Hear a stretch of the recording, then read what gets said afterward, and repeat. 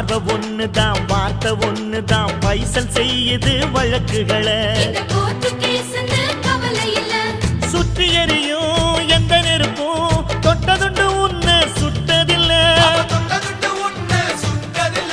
சத்தியத்தையும் தருமத்தையும் காத்திருக்கும் எங்க தருமதொர இங்க நடமாடும் சூரியனை கும்பிட்டு பொங்க வைப்போம் எங்க பசி தீர்த்த தருமனுக்கு பல்லாக்கு தூக்கி நிற்போம் எழுந்தா மலை போல நடந்தா